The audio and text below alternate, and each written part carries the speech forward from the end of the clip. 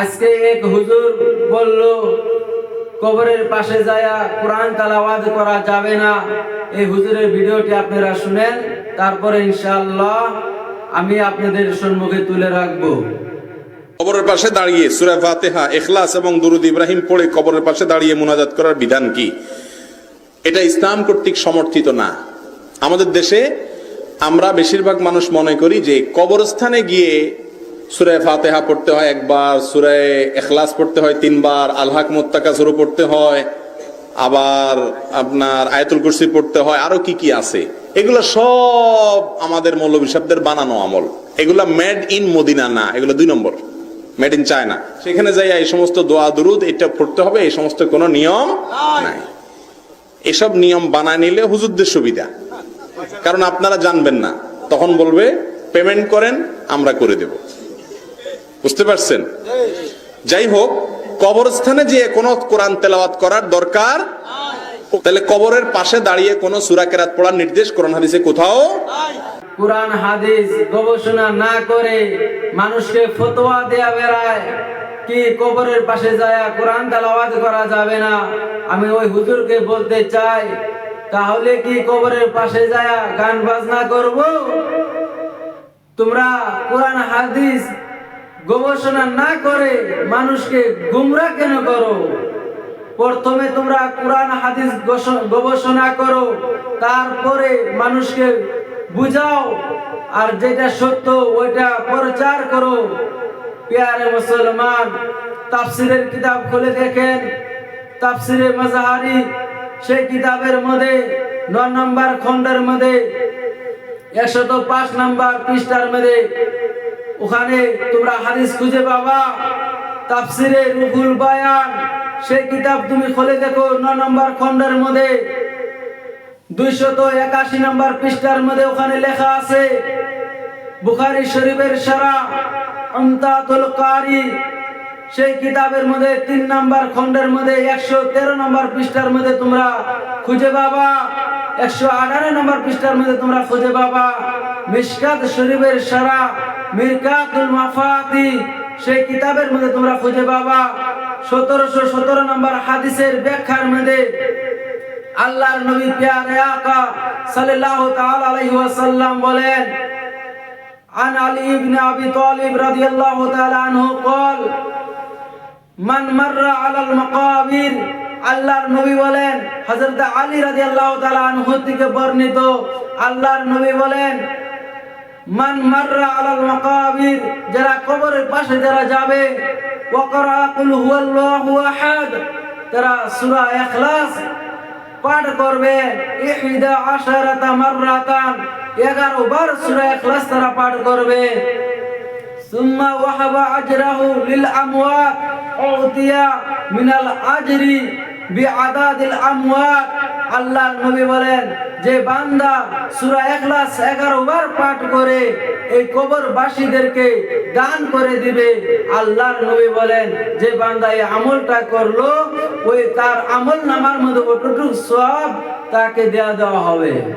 প্রিয় মুসলমান, তারা গবেষণা না করে মানুষকে গুমরা করে দেয়। প্রিয় মুসলমান, আরেকটি হাদিস আপনাদের সম্মুখে তুলে রাখবো। তার অন্যতম কিতাব সহিহ বুখারী, সেই কিতাবের শারা উমদাতুল কারি 3 নম্বর খণ্ডের মধ্যে তোমরা পাবা হযরত আবু হুরায়রা থেকে বর্ণিত মিশকাত শরীফের শারা মিরকাতুল মাফাতি, সেই কিতাবের মধ্যে তোমরা পাবা।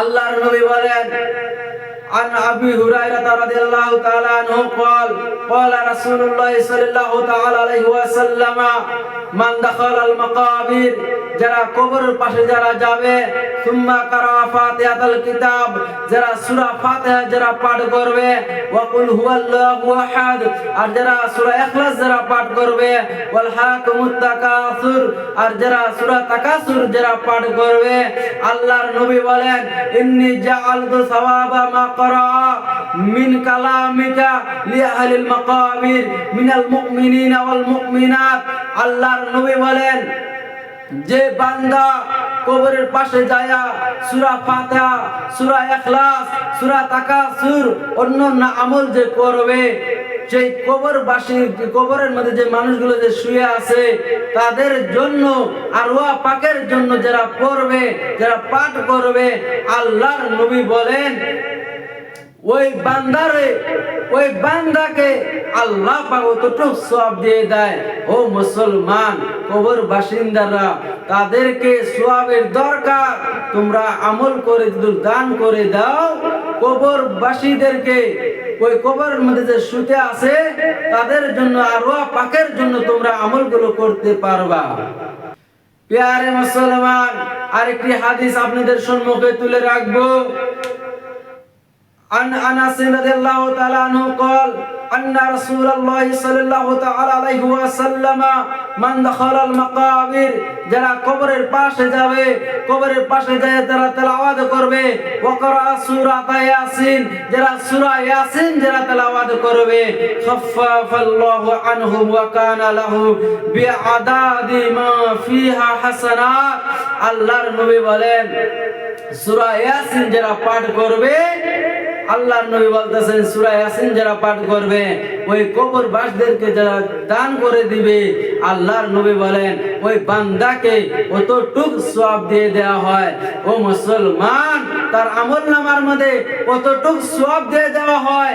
আর আজকে আমাদের জামানার মধ্যে অনেক মৌলবী বাইর হয়েছে, কবরস্থানের উপরে, এমনকি কবরস্থানের পাশে যায়া কোরআন তেলাওয়াত করা যাবে না। তোমার কি দিমাগ নাই? তোমার কি আল্লাহ পাক জেহেন দেয় নাই? তুমি ফতোয়া দিয়ে দাও, কোনো হাওয়ালা দাও না। এই কিতাবগুলো তোমরা আগে গবেষণা করে দেখো, তারপর তুমি মানুষদেরকে তোমরা বুঝাবা। মানুষকে তোমরা গুমরাহ করিও না। তোমরা যে কিতাব পড়ে আলেম হয়েছো, ওই কিতাব পড়ে আজকে আমরা আলেম হয়েছি, আমরা খুঁজে পাই, তোমরা খুঁজে পাও না কেন? তোমরা গবেষণা করো, তোমরা পড়াশোনা করো। পড়াশোনা না করে মানুষকে গুমরাহ করিও না। ও মুসলমান, ভালো করে দিলের কান লাগায় শুনবেন, ঈমানটাকে মজবুত করেন, ঈমানটাকে তাজা করেন, পাক্কা মুসলমান হয়ে যান। ও মুসলমান, দিলকে সাফ করতে হবে, কলবকে সাফ করতে হবে। ঈমানটা মজবুত হইলে তাহলে আমরা আমল করতে পারবো। মুসলমান, অনেক মৌলবী আছে মানুষকে গুমরাহ করে বেড়ায়। মুসলমান, ওই ধরনের আলিম থেকে দূর হয়ে থাকবেন। আর আশা করি আমার জন্য দোয়া করবেন। সবাই ভালো থাকবেন। আসসালামু আলাইকুম রাহমাতুল্লাহি ওয়া বারাকাতুহু।